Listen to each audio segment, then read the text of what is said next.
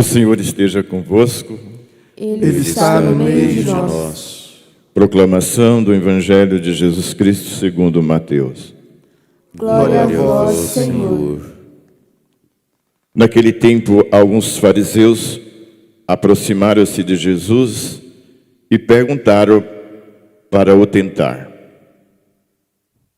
é permitido ao homem despedir sua esposa por qualquer motivo? Jesus respondeu: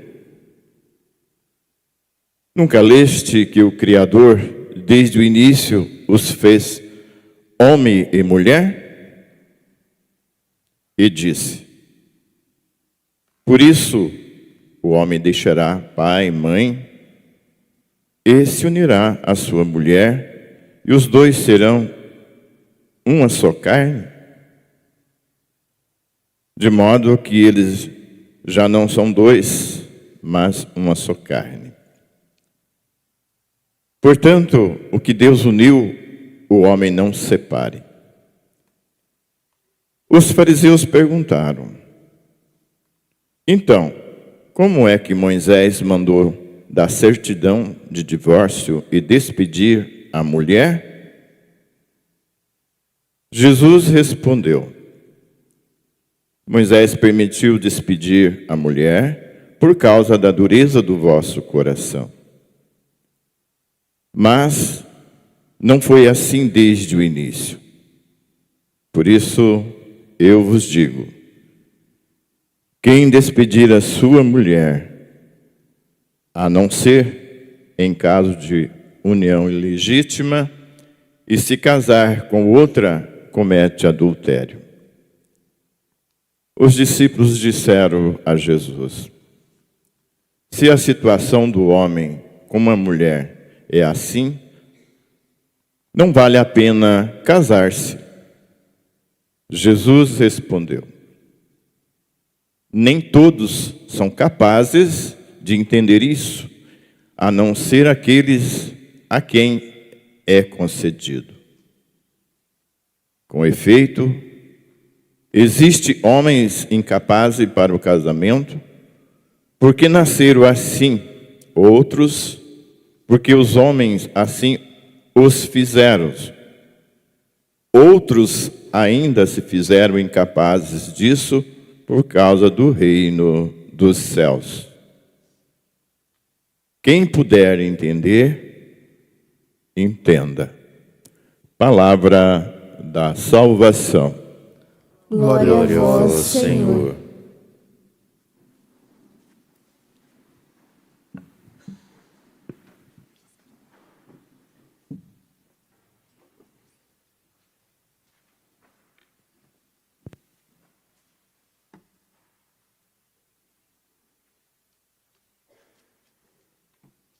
Irmãos e irmãs, a palavra de Deus hoje nos fala do matrimônio. E do matrimônio como lugar onde o homem e a mulher são convidados a ser um para o outro um sinal e um instrumento de Deus. O Santíssimo Matrimônio é um dos 7 sacramentos. E é sempre bom a gente relembrar, porque apesar de você já ter escutado isso que eu vou falar agora umas 1000 vezes, se eu pedisse para você falar, eu acho que você não ia saber. O que é um sacramento? Vamos entender aqui então, olha. Nosso Senhor Jesus Cristo instituiu 7 sacramentos necessários para a salvação das nossas almas. Então, a salvação de Cristo em nós acontece pela ação dos sacramentos. Então, a nossa estrutura de vida religiosa e a nossa estrutura de salvação, ela é essencialmente sacramental. A fé se expressa, se recebe, se atualiza através de uma estrutura sacramental. Quantos são os sacramentos da igreja? 7. Qual é o primeiro, sem o qual nenhum outro é possível? O batismo. Sem o sacramento do batismo, ninguém é cristão, ninguém é católico. Você faz parte do fã-clube, você pode achar bonito, você pode ser fã do padre. Se não é batizado, não é cristão. Pois muito bem, após o batismo e para a vivência do nosso batismo, Restaram ainda 6 outros sacramentos que fazem parte da nossa vida de fé e da nossa própria história de vida, porque cada um deles tem uma função e uma graça própria. Então, o sacramento da Eucaristia, o sacramento da confissão, o sacramento do crisma, o sacramento da ordem, o sacramento do matrimônio, o sacramento da unção dos enfermos. Cada um deles ocupa um lugar na nossa vida.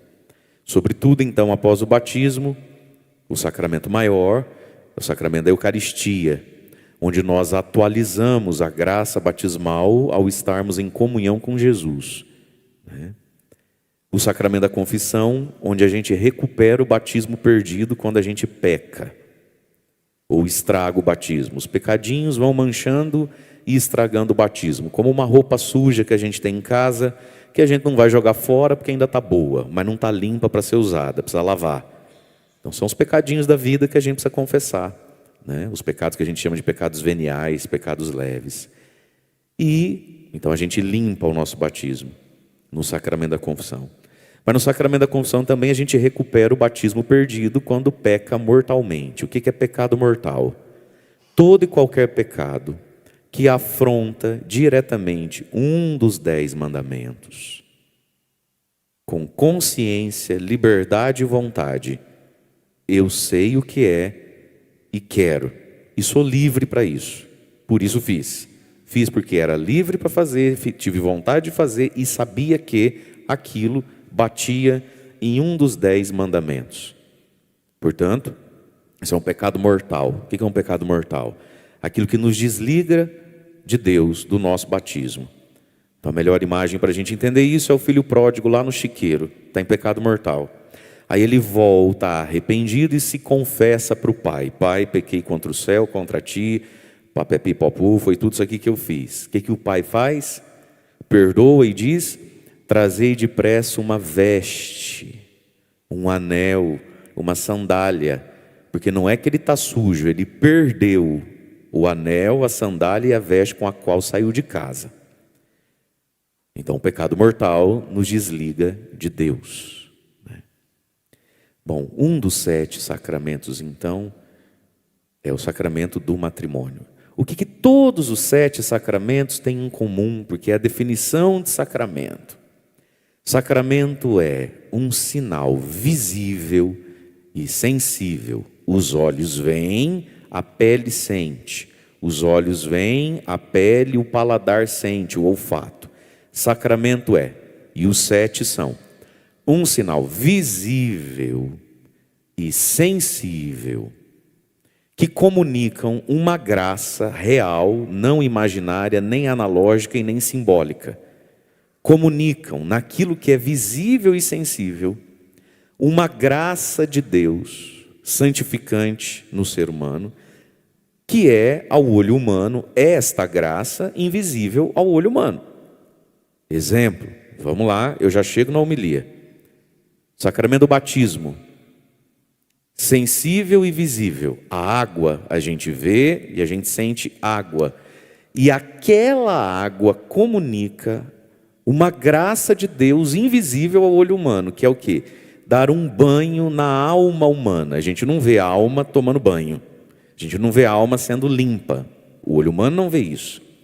Agora, esse banho que Deus dá na alma humana, que a regenera e a torna filho de Deus, quem faz isso é a água do batismo. Aquela água do batismo não está ali simbolizando o banho do batismo, ela é o banho do batismo. Sacramento da crisma, o que tem de sensível e visível ali? O óleo. Sem aquele óleo, aquilo que de invisível aquele óleo está fazendo, que é ungir a alma humana com os 7 dons do Espírito Santo e fortalecê-lo para o bom combate da fé. Sem aquele óleo, aquela graça não acontece. Então, no sacramento do crisma, quando o bispo passa o óleo, não é que aquele óleo é um jeito de demonstrar aquilo que Deus faz. Não, sem aquele óleo Deus não faz. Por isso que aquele óleo é abençoado. Conseguimos entender isso? Último exemplo, sacramento da Eucaristia. O que tem de visível e sensível? A hóstia, o pão, o vinho. E não é que o pão e o vinho da missa representam analogicamente, é uma parábola de que o meu espírito está se alimentando de Jesus. Não, sem esse pão e esse vinho, você não está se alimentando de Jesus. Então, o sacramento é um sinal sensível, visível, que comunica uma graça própria. Essa graça, sim, invisível aos olhos humanos, que a gente não vê essas coisas com o olho humano. Por isso que em todos os sacramentos algo precisa ser abençoado. Por isso que em todos os sacramentos é preciso que tenha um ministro ordenado, que é um dos sacramentos, né, o sacramento da ordem, o sacerdócio, para comunicar aquele sacramento. Estamos de acordo? Belezinha, sim ou não? Muito bem. É por isso que o sacramento do matrimônio, homem e mulher, casamento, Jesus elevou isso à dignidade de sacramento. Então, o que a gente está dizendo quando um homem e uma mulher se casam na igreja? O que está acontecendo ali? Está acontecendo ali que aquele homem e aquela mulher, na realidade dos seus corpos, da sua pessoa, e a pessoa humana só existe na realidade humana através e com o corpo, se não é fantasma. E fala para quem está do seu lado, fantasma não existe. Se você está vendo, vai se benzer ou tomar os remédios no horário certo, que fantasma não existe. No sacramento do matrimônio, o homem e a mulher estão oferecendo a Deus a sua pessoa, o seu corpo, a sua masculinidade, a sua feminilidade, a sua sexualidade, seus braços, suas pernas, sua cabeça, seu coração, todo o seu potencial afetivo, físico, tudo, está oferecendo a Deus, para que isso que eu sou, seja como a água do batismo, como o óleo da crisma, como o pão e o vinho da missa, acolhido por Deus, abençoado e santificado por Deus, para comunicar uma graça própria a outro. Porque o pão da missa, ele não é uma graça para ele mesmo, ele é uma graça para quem o comunga. O óleo do crisma não é uma graça para ele mesmo, ele é uma graça para quem o recebe. A água do batismo não é uma graça para ela mesma, ela é uma graça para quem recebe a água do batismo. O sacramento da confissão, pequeno parênteses, qual é a matéria do sacramento da confissão? As pessoas acham que a matéria do sacramento da confissão é o padre. A matéria do sacramento da confissão é o pecado que você confessa. O ministro do sacramento da confissão é o padre, é o sacerdote, que vai pegar aquele pecado, abençoar a pessoa e redimir o pecado. Por isso que desabafar diante do padre as misérias da vida não é sacramento da confissão. Tá, mas fecha parênteses. No matrimônio, então, um homem e uma mulher estão se dando a Deus como uma oferta, como a gente oferta água, óleo, hóstia, vinho, né? Estão ofertando a Deus a sua vida, para que a sua vida seja acolhida, abençoada e santificada, para que Deus comunique ao outro, à esposa, ao esposo, a graça santificante do amor de Deus, que vai tocar aquela pessoa, não através de uma hóstia e de um vinho, de um óleo ou de uma água, mas através do esposo ou da esposa. Portanto, no sacramento do matrimônio, a pessoa se transforma num sacramento de Deus para o outro. Então existe algo no matrimônio a ser comunicado à sua esposa, que não vai ser através da Eucaristia, não vai ser através da água, nem do óleo, nem da mão do padre. Tem algo para a esposa que vai ser comunicado através do homem. A pessoa e o corpo de um homem casado são um sacramento para santificar, para comunicar graças e bênçãos à sua esposa. E o vice-versa está valendo, beleza, meninas? Tem coisa para o marido que vem através da esposa. Então, no sacramento do matrimônio, o corpo da mulher se transforma num sacramento, meio e lugar onde aquele homem vai receber de Deus e encontrar Deus. Portanto, quando duas pessoas se casam, elas mudam de patamar de pertença. Casar-se, o sacramento do matrimônio, muda quem você é e muda para quem você é. E aqui está o segredo da coisa. A gente precisa saber quem a gente é. Saber quem a gente é nos liberta de um monte de confusão e potencializa toda a bênção que a gente tem. Eu preciso saber, eu sou um padre.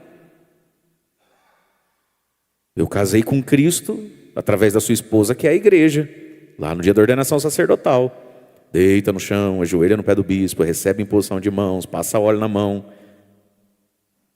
Então, o padre, o sacerdote, é ele mesmo também, alter Cristo, outro Cristo, ele mesmo é um outro Cristo. O sacramento da ordem, quem o recebe? É a pessoa, a gente doa isso. Então veja, eu preciso ter noção que eu sou um padre.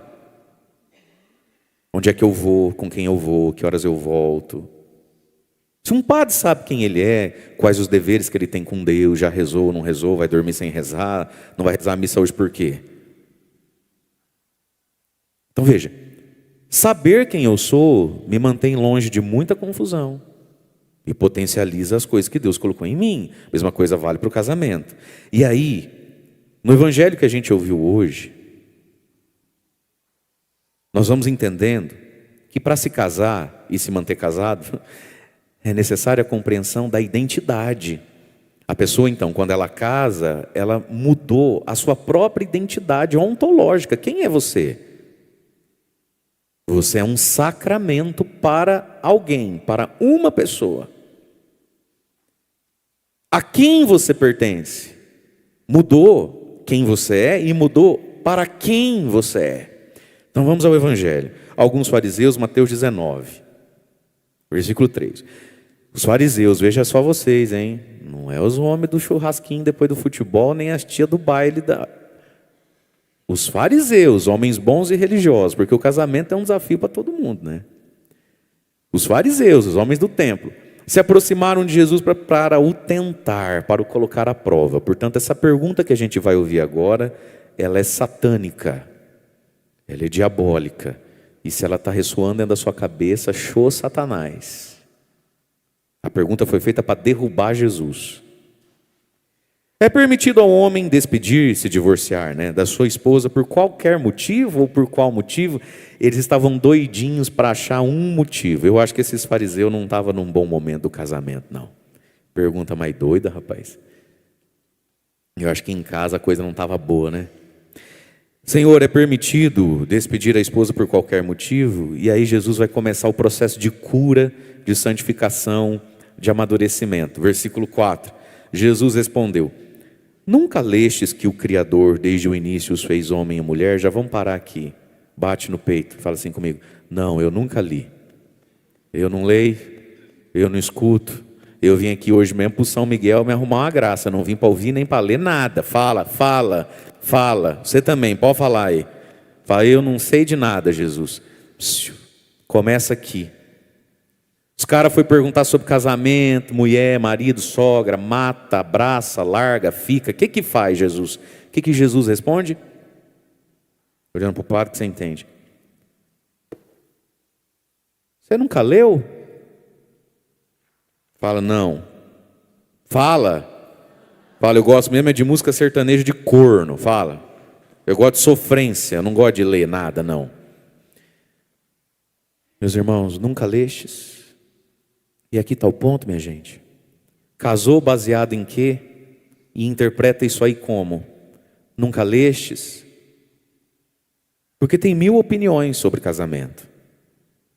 Aí você vê onde é que você baliza, padroniza e estrutura. A Tati, a Pati, a Nath, a Rafa, a Dani, a G, a Ju e a Lu também tem uma opinião para dar sobre isso aí. Todo mundo tem uma opinião para dar. Né? De louco e médico, todo mundo tem um pouco. Jesus olha e fala: mas vocês estão perguntando isso? Vocês nunca leram? Ou seja, o que Deus fala sobre isso? E veja, meus irmãos, o que Deus fala sobre isso não mudou até hoje. E enquanto houver mundo, não muda também. Que 2 mais 2 é 4, desde Adão e Eva. Nunca lestes? Portanto, a partir do que a gente começa e se mantém nas coisas. No caso aqui, o casamento. Vocês nunca leram? Não é porque eu acho assim. O que você acha assim está escrito? Porque se não está escrito, era bom você parar de achar. Nunca lestes que o Criador desde o início, o início, o fundamento, a estrutura das coisas, os fez homem e mulher, próprios e diferentes, homem e mulher. A diferença que completa, né? Eu acho interessante, sobretudo as mulheres, acontece mais com as mulheres isso. Ela se apaixona, aí ela ama, aí ela quer casar. Mas nesse processo, o que ela quer fazer com o marido dela? Fazer o marido ser ela. Aí vai mudando, cara, o cabelo não tá bom, a barba não tá boa, a marca do desodorante não é boa, o shampoo não presta. Não é assim que... A senhora quer casar com a senhora mesmo, só que de calça jeans, é isso? Deus fez homem e fez mulher. E homem também pode cair nessa tentação. Nada nessa mulher tá bom, tudo tem que ser mudado. Mas você quer casar o quê? Com você mesmo, só que de saia? Deus fez homem e mulher. A diferença é que se completa. Agora vem. Como é que eu sei que esse ser barbado, calça jeans, é um homem? Como é que eu sei que essa coisa linda, cabelos, maquiagem, como é que eu sei que isso aí é uma mulher? Porque depois que casa que descobre, não era homem, padre. Era um menino barrigudo e careca. E queria uma mãe, não queria uma esposa. Gente, o que tem de homem que casa, mas ele não quer ser esposo da mulher dele. Ele quer que a mulher dele seja a mãe dele. O que tem de mulher que casa e ela não quer ser esposa do marido. Ela quer que o marido seja pai dela. E é esses casamentos malucos. Você tem que me amar, me entender, me perdoar, me acolher. Não briga comigo, meu dia não foi bom. Lave, passe, cozinha para mim, ou paga as minhas contas e mantém, financia as minhas manias. Como é que eu sei que aquilo ali é um homem? Como é que eu sei que aquilo ali é uma mulher? Simples, no taio, no toco, é que não lê. Versículo 5. Por isso, o homem, e só um homem faz isso aqui, ó. Por isso, o homem deixará pai e mãe e se unirá à sua mulher, e os dois serão uma só carne, de modo que já nem são dois mais, agora são uma só carne. Portanto, o que Deus uniu, já que você acha que é Deus que uniu você e ela, que fez vocês cruzar caminho, já que foi em Deus que você buscou isso aí, e não nas correrias da vida, portanto, o que Deus uniu, e se você reconhece que o outro veio da parte de Deus para a sua vida, e se Deus te deu algo assim, e se você entende que Deus está te dando alguém, dentro disso tudo que a gente está conversando aqui, como é que faz isso sem vir à igreja pedir a bênção do sacerdote? Só um doido acha que é possível. Portanto, o que Deus uniu, o homem não separe. Mas vamos lá, qual é a característica que Jesus colocou para um homem aqui? Deixar. Como é que eu sei que aquele cara de barba, meio carequinha, barrigudinho, vida sexual ativa, porque hoje em dia ninguém fecha o zíper mais. Como é que eu sei que isso aí é um homem mesmo? A capacidade de deixar pai e mãe. Deixar para se unir à sua mulher. Então como é que eu sei que aquele cara é um homem, que aquela moça é uma mulher? A capacidade de deixar para ter como objetivo se unir à sua mulher, não ao PlayStation. Se unir à esposa e não aos amigos do futebol. Se unir à esposa e não à vara de pescar. Se unir à esposa e não à empresa, o trabalho, o dinheiro. Se unir à esposa. O problema de muito casamento é que aquele homem que casou não era homem, era moleque, era meninão. Ele não consegue deixar. E esse deixar é muito radical, porque Jesus, ao invés de Jesus fazer uma lista interminável, Jesus falou assim, deixar o pai e a mãe. Pergunta, tem coisa mais sagrada que pai e mãe? Não. Tem um mandamento, não tem? Honrar pai e mãe. Então, se tem que deixar o pai e a mãe, o resto das coisas a gente não precisa nem perguntar, né? Porque se vale o pai e a mãe, as outras coisas já está subentendida. Mas não é deixar para nada, é deixar para se unir. E o que impede de unir, então? A falta de maturidade. Que não deixar as coisas. As pessoas querem casar e cada um quer levar o acampamento junto, né?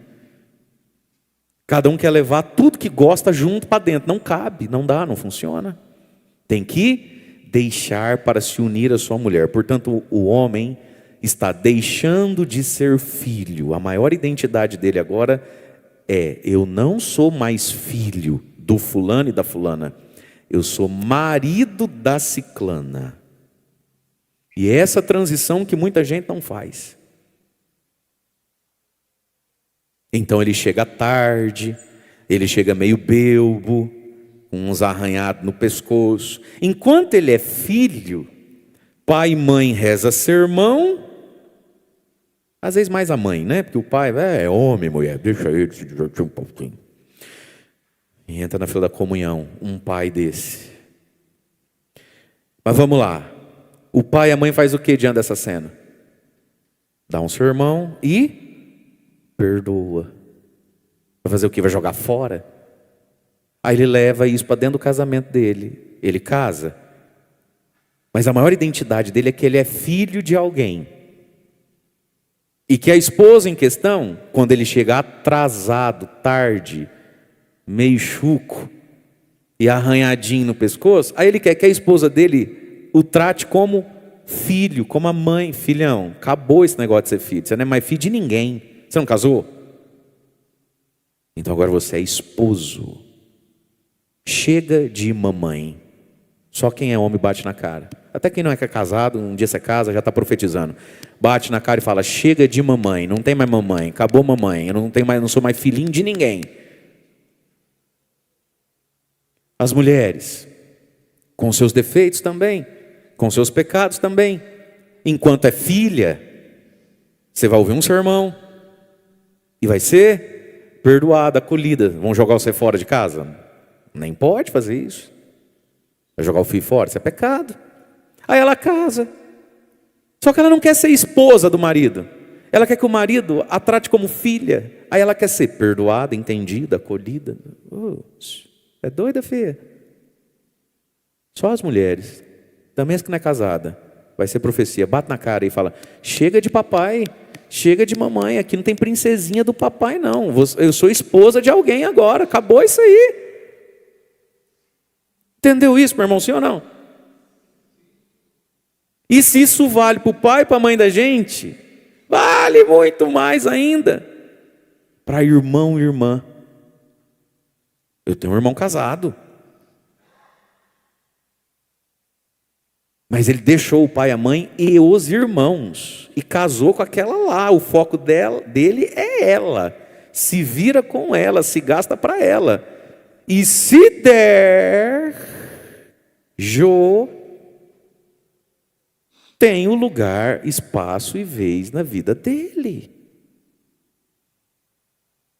Gostaria muito que ele fosse passear comigo, que fosse para a praia comigo, que ele fizesse parte. Mas se ele com a mulher dele acha que não convém, amém, está tudo em paz. Sabe esses irmãos infernal também? Você não entende que o teu irmão casou, que a tua irmã casou? Sossega, velho. É, porque nunca mais, a gente foi para a praia junto, porque nunca mais, agora todo Natal ele não está aqui, porque ele casou. Ele podia não estar aqui no Natal, porque está morto, debaixo do túmulo, que está num presídio, que está num hospício, porque sumiu, ninguém achou o corpo. Ele não está aqui porque está na casa da sogra dele, ele arrumou uma sogra, vá feliz. E quem fica feliz também. Bate no peito, tem um monte de gente. Vai, soca a mão em você mesmo, antes que eu faça isso que eu te conheço. Fala: estou entendendo, pá, estou entendendo. Fala: eu vou dar sossego para os outros. Eu vou dar sossego para os outros. Em nome de Jesus, eu vou dar sossego. Dá sossego para os outros, meu irmão. A vida é ciclo, filho. Tem hora que acabou um, vai começar outro. Então, qual é o sinal da maturidade? Deixar. Segundo sinal da maturidade: aprender a gostar do que não gosta, fazer o que não quer, aprender novas coisas para se unir à sua mulher ou seu marido. Uai, você não casou? Vá aprender coisa que você não sabe e vai gostar do que você não gosta. Para se unir. É um novo patamar da identidade humana. Eu não gosto de filme, eu não gosto de estrogonofe, eu não gosto de quê, eu não gosto de praia, eu não gosto de quê. Caramba, hein? Você não ficou sozinho? Não casou? Então deixa e une. É aí que a gente vê se é homem. Isso vai sendo percebido ao longo da vida. É capaz de deixar. É capaz de assimilar coisa nova e diferente. Se não é, não é homem. É machinho. É fêmeazinha, mas não é mulher. E aí continua a leitura. De modo que já nem são dois, são uma só carne. Opa! Jesus não falou uma só pessoa. Falou uma só carne, porque aqui de novo tem a expressão do corpo. Presença, companhia e sexo. A vida sexual do casal, que é para unir e santificar. Ser uma só carne.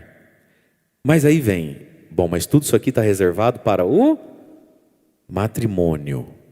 Isso é um direito e um dever. Um dever e um direito para quem é casado. E isso nunca mudou, nem nunca vai mudar também. É simples assim. Mas aí eles vão colocar uma pergunta então. Versículo 7. Então como é que o Moisés, Moisés, hein? O grande homem do Antigo Testamento. Então como é que Moisés mandou dar certidão de divórcio e despedir a mulher? No tempo de Jesus, o homem fazia uma carta, assinava embaixo e devolvia para o pai dela. Né? Como que diante da sociedade, para aliviar um pouquinho, dizendo assim... Ela está rodada, ela está usada, mas não foi ela que quis ir embora. Ela não é desse tipo, não. É que eu que não quis e tal. E aí se fazia divórcios no tempo de Jesus, pelos motivos assim mais absurdos do mundo. Havia carta de divórcio, por exemplo. Isso é histórico, né? O cara casava. Dali 15 dias ele falava assim, mas ela não cozinha igual a minha mãe. É a terceira vez que ela vai fazer arroz e queima no fundo do tacho. Eles falam, isso não é negócio para mim, não. Um jumento desse, com certeza, tem um papai e uma mamãe que morre de dó do filhinho. Não está comendo mais o arroz no ponto igual da mamãe soltinha. Que vai acolher uma praga dessa em casa, porque se é filho meu, voltar para trás na bicuda, vai virar homem, vai comer arroz queimado. Mas claro, joga um limão ketchup em cima, dá glória a Deus. É tua mulher que vai fazer. Se ela não aprender. Por que um homem assim volta para trás? Porque a mãe acolhe. Pergunta se ele quer voltar sozinho, lavar as coisas. Quer. Mas sim, tinham moças que casavam e eram mandadas embora com uma cartinha na mão para dizer, eu já fui casada, alguém quer casar comigo? Eu tenho a carta do divórcio. Por esse tipo de vexame. Olha o que a mulher era, meus irmãos. Foi o Evangelho e a Igreja Católica que tirou a mulher da condição de escrava, de objeto, de nada, e deu à mulher a condição de dignidade igual ao homem. Foi Jesus que entrou numa confusão danada com os fariseus, ao ensinar que a mulher é igualzinha ao homem, nas diferenças que existem entre homem e mulher.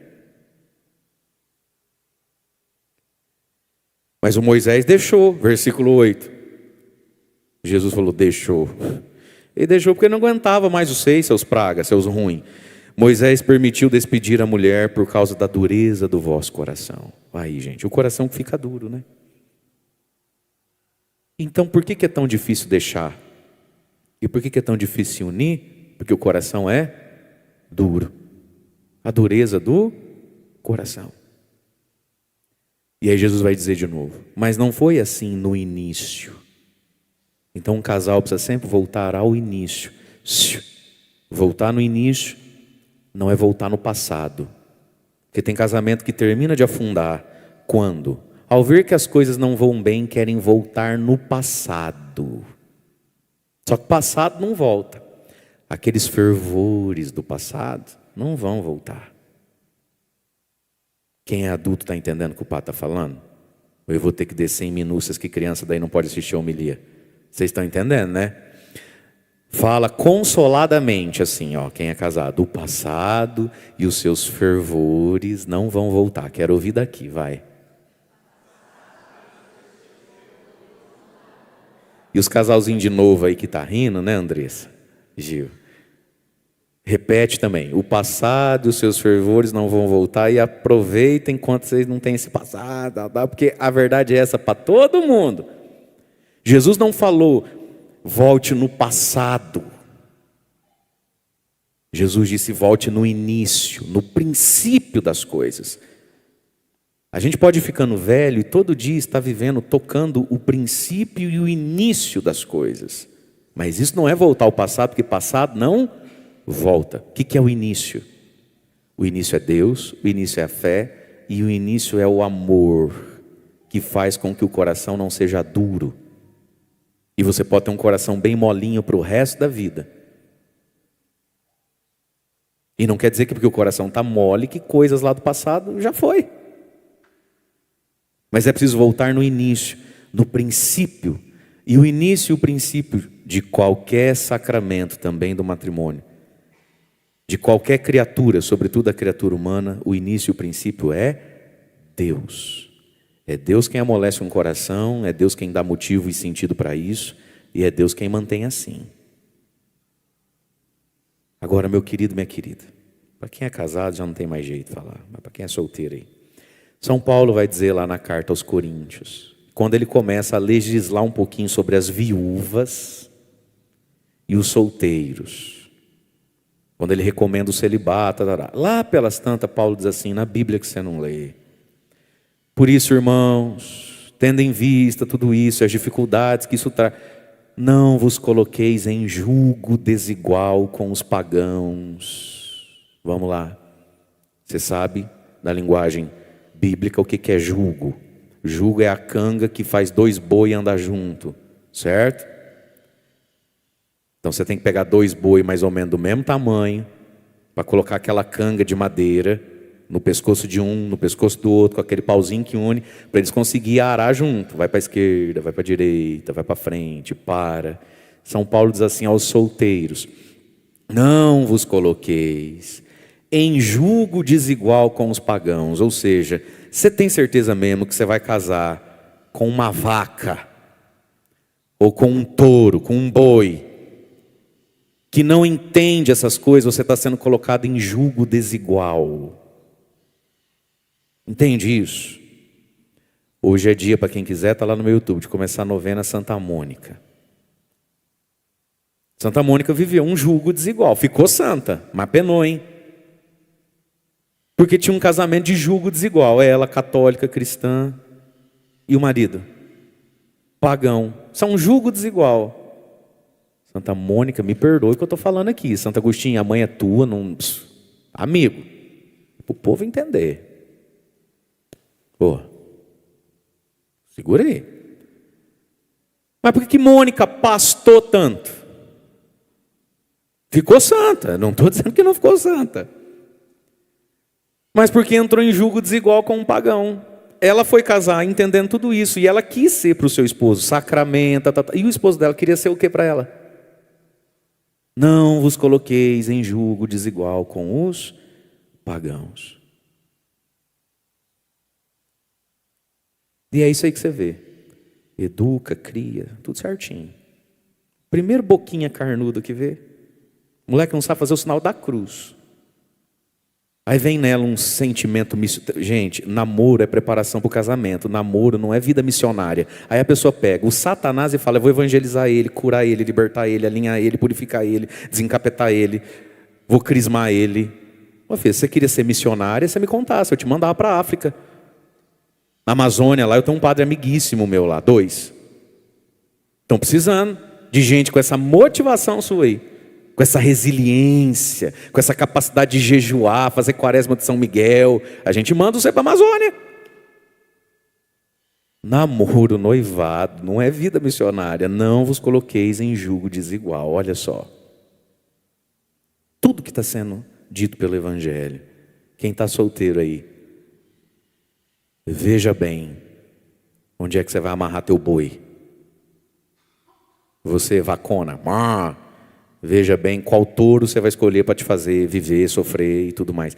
E você sabe qual é o problema dos jovens da nossa igreja? É aquela música do Jota Quest, do Nando Reis. O seu amor pode estar do seu lado. Não, padre, a gente só é amigo. Ué, quer a melhor coisa para começar um namoro do que ser amigo da pessoa? Aí é um bando de menino de igreja, com um bando de menina de igreja. Eles não se relam, eles não se tocam, eles não conversam. Um bando de bundão, de banana, que não consegue chamar no canto, falar, ó, de boa, assim, acho que eu estou gostando de você, você é uma menina bonita, você é da igreja, vamos rezar isso aí, o que você acha? Hein? Quem sabe daqui, sei lá, eu te dou meu sobrenome. Não, mas é um bando de banana, de bundão, virando refém das maníacas, das taradas lá de fora. Como elas também, que eu não sei, eu não posso estar falando bobeira aqui, mas às vezes eu acho que a mulher, ela tem no inconsciente coletivo da mulher, não é possível, uma tendência à aventura, aquela coisa de Rapunzel, jogue suas tranças para mim, do cavaleiro que vem salvar. Ela é da igreja, ela é toda certinha, ela não olha para o menino do lado, porque parece que ela precisa se apaixonar pelo homem impossível. Pelo homem inalcançável, pelo irremediável. Esse dia eu falei para uma, não interessa aqui muito. Eu falei, filha, mas o que você viu aí a não ser um impossível? Acho que a gente canta tanta música de impossível na igreja, que aí a solteira olha pro menino, bonitinho, ajeitadinho, gente boa, não é um galã, não é aquele ator lá que o povo confunde, acha que a gente é até meio irmão, não é, não. Mas rapaz, o menino é ajeitado, o menino é de Deus, o menino é de igreja, o menino... Não. Ela olha e fala, isso é possível, possível. Eu quero aquilo que parecia impossível, o impossível. E aí vai atrás do tal do impossível. E dessas e desses, né, que vão atrás do impossível, quantos viram Santa Mônica? 1 em 1 milhão. Paulo, em sua sabedoria, disse: 1 em 1 milhão.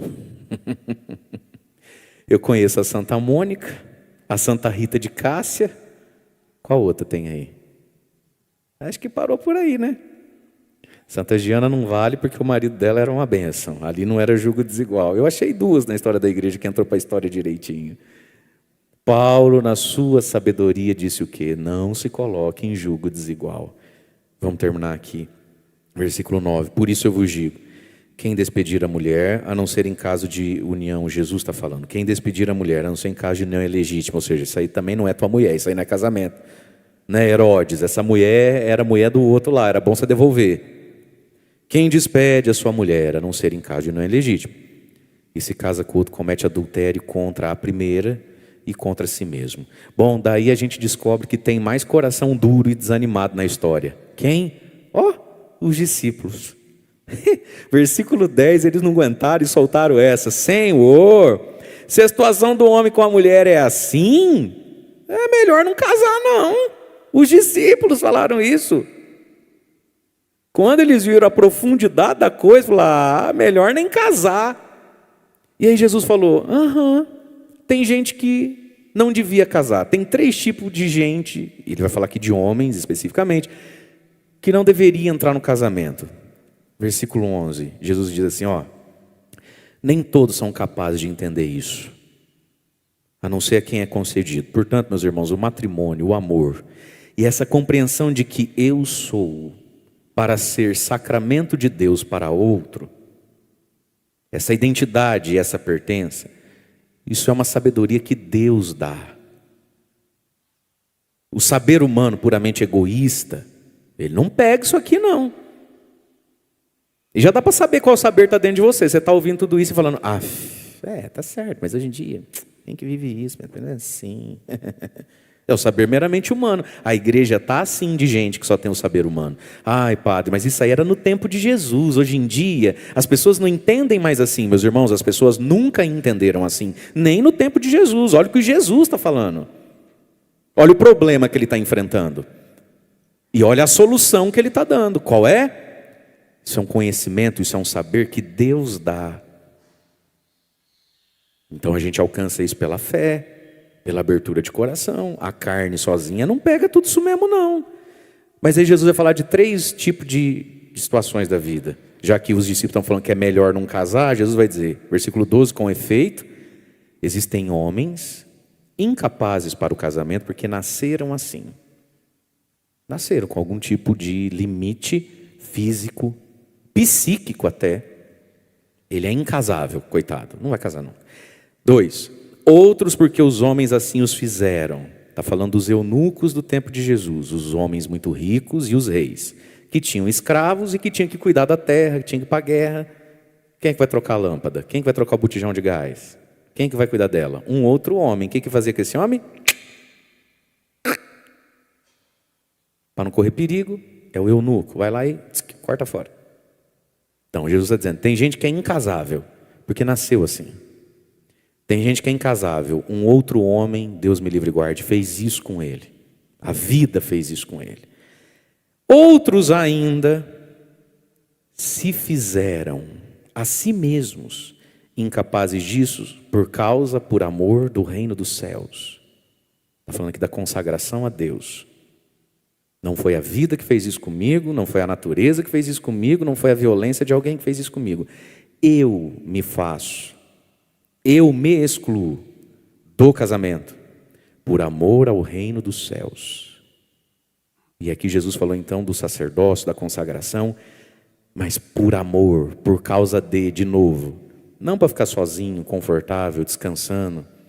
Que casamento dá trabalho, filho é um inferno, eu trabalho para ficar dividindo com os outros, esse negócio, minha mãe separou, padre, minhas irmãs tudo sofrem, meu irmão deu errado, deixa eu ficar na minha paz. Não, para ser para o reino dos céus. E aí de novo, quem puder entender, entenda. Hoje em dia a maioria não entende, no tempo de Jesus também. Então é o dom da fé que o Senhor nos concede. Mas hoje então, nós vamos rezar São Miguel, pega aí a sua cartinha, pega a sua oração, e nós não vamos nem cantar nada por causa do horário. Vocês são tudo pobre, nunca vi. Ah, meu Deus, se vocês fossem ricos, patrão, a gente ia rezar agora, rezar um pelo outro, desencapeta para cá, batiza no Espírito Santo, mas vocês têm que trabalhar, nunca vi. Tá doido, vamos ficar em pé, gente. Olha o sino da escola também. Não tem prefeito nessa cidade para botar um recesso na Quaresma de São Miguel. Que dó que dá. Mas reza isso ao longo do dia então. Já vamos olhando ali para São Miguel, né? E vamos pedir que São Miguel, quem como Deus, ninguém como Deus, né? Combata em favor dos casamentos. Você que é casado, estenda sua mão, apresente seu casamento. Apresente o seu matrimônio. Você que é solteiro, solteira, quer se casar, apresente esse desejo. Você que por algum motivo na sua vida o matrimônio não faz parte da sua história, se consagre a Deus dizendo, Senhor, eis-me aqui para o teu reino. São Miguel, que muitos casais hoje possam voltar ao início. São Miguel, diante de todos os combates e lutas contra a família, contra os casamentos, quem como Deus? Ninguém como Deus. São Miguel, na vida de cada coração endurecido hoje por mágoas, por pecados, por imaturidades. Quem como Deus? Ninguém como Deus. Diante de toda a cegueira da inteligência, de tantos, de entender que o casamento mudou quem ele é e para quem ele é.